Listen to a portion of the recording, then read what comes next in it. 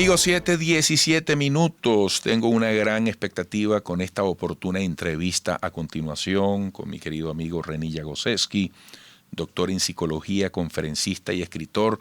Conversábamos recientemente vía telefónica sobre la dinámica que nos toca vivir emocionalmente en el antes, el durante y el después, vamos a llamarlo así, de una experiencia COVID.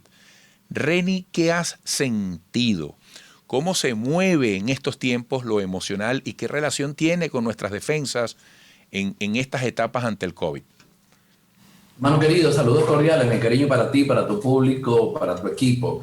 Bueno, en efecto, estamos en una situación sobrevenida, terrible, que ya no es tan sorpresiva porque tiene más de un año y a pesar de eso sigue llenando a las personas de incertidumbre. Lo que he visto es agotamiento emocional, porque normalmente el sistema mental cerebral tiene un tiempo de respuesta. El organismo puede manejar el estrés cuando no es sostenido y cuando no es demasiado intenso.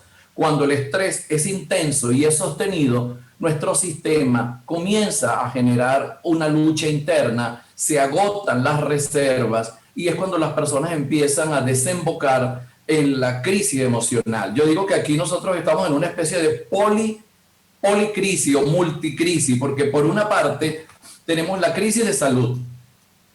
Por otra parte, esa crisis de salud derivó en una crisis de movilidad, o sea, el confinamiento. En tercer lugar, se derivó una crisis de productividad, porque al tener que cuidarte para no contagiarte y al tener que restringir tu movilidad, entonces ahora hay el desemboque, la derivación de un problema productivo. Casi con cualquier persona que uno habla, dice, estoy produciendo menos. Empresas cerradas, conocemos ya esos hechos. Y todos estos tres elementos, la crisis de salud, la crisis de movilidad y la crisis de productividad, han generado una crisis de emocionalidad, que es como un producto resultante, o como se le llama en la teoría del pensamiento sistémico, una propiedad emergente. Es decir, es un resultado que deriva de la combinación de distintos factores. Allí en el tema emocional es realmente donde he tenido que poner la atención, porque jamás como ahora me ha llamado y me ha escrito tanta gente por temas de ataques de pánico, es decir, unas crisis de angustia, el tema de la ansiedad, se ha convertido casi que en un visitante frecuente en esta oportunidad, ya durante todos estos meses. Entonces, eso es lo primero desde el punto de vista descriptivo o diagnóstico de lo que, con lo que me he conseguido. Agotamiento, incertidumbre, reducción del tema presupuestario productivo y ante todo esto, pues la crisis interna desde el punto de vista emocional de cómo manejo lo que siento. Mira, por aquí dice Albeiro Renza, saludos a mi pana Reni. Tú tienes muchos amigos. Mira, Reni, oye algo. ¿Qué hacer? ¿Qué decirle a la gente cuando la perspectiva luce indefinida? Es decir, estamos en un maratón del que no podemos decir, llego hasta aquí, me voy a sentar en este banquito, no sabemos cuándo termina. Es decir, y sentir la muerte tan cerca, Reni, que ha sido otra incorporación reciente. A cada rato te enteras de la muerte de un ser querido. Increíble, tal cual, así es. Antes era una noticia distante, ahora vemos lo distante. Por ejemplo, la gran crisis de la India o de Brasil. Sin embargo, cuando ya comienzan a fallecer o a ver la cantidad de contagiados cercanos, evidentemente que el factor proximidad eleva, incrementa el potencial de la preocupación. Bueno, yo, Eduardo y amigos, yo he desarrollado un modelo de seis caminos para poder reducir esta circunstancia crítica desde el punto de vista emocional. Lo primero es lo que he llamado aceptación realista. Lo primero es que tienes que aceptar las cosas como son y parar la negación. Porque el primer mecanismo del punto ciego del ser humano, del sistema mente-cerebro, es negar. Es necesario frenar la resistencia, la negación. La otra vez vino por aquí un carpintero y entonces le digo, señor Carlos, tenga la bondad de colocarse el tapaboca por el tema, usted sabe, el coronavirus. Y el hombre me ha respondido, pero es que el coronavirus volvió. Y yo le dije, hermano, yo no supe cuándo se fue. O sea, entonces, en su mente, el autoengaño es que no existe, pues.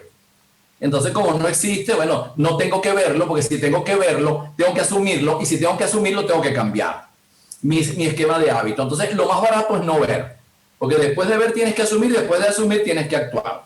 Punto uno, entonces, es aceptación realista. Esto es lo primero. Lo segundo, necesitamos controlar la mente. Nosotros tenemos entre 50 y 70 mil pensamientos al día. Hay que controlar la mente porque nuestra mente es muy rápida para irse al pasado y al futuro. En el pasado te crea nostalgia y en el futuro te crea temor. Cuando el temor es sostenido, te va modificando el cerebro y empezamos a sobrereaccionar. Eso es lo que es la ansiedad. El tercer aspecto, filtro informativo. No significa que no te informes, pero tienes que tener cuidado con no intoxicarte de información porque empiezas a buscar todo lo que corrobora tu miedo. Empiezas a desarrollar una generalización. Mira lo que pasó en la India, mira lo que está pasando en Brasil, mira lo que está pasando en no sé dónde, y dejas de ver el otro lado. Voy repitiendo: aceptación realista, control mental, regulación de la información, apoyo social. Tienes que estar con la gente, porque cuando uno está con la gente el miedo se reduce. Está probado, no lo estoy inventando. Se probó en chimpancés y después en seres humanos. Cuando estás con la gente, con tu grupo, cuando aplicas la ley de la manada, el miedo se reduce. Es necesario mantener contacto con gente de tu afecto y con gente que te anime y no con gente que te aterrorice. Sí, señor. Punto 5, adaptación creativa. Si ya aceptaste que es un hecho, ahora, ¿cómo dentro de esta circunstancia te puedes movilizar? Por ejemplo, mis ingresos también se redujeron como los de todo el mundo.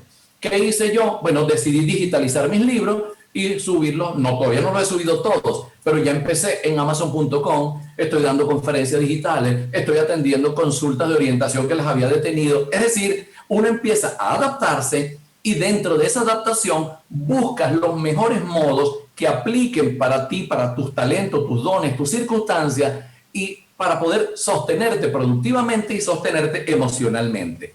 Y yo diría que el paso, vamos a decir, final, por decirlo de alguna manera, es la fe espiritual. ¿Por qué? Por el tema que tocaste, el tema de la muerte.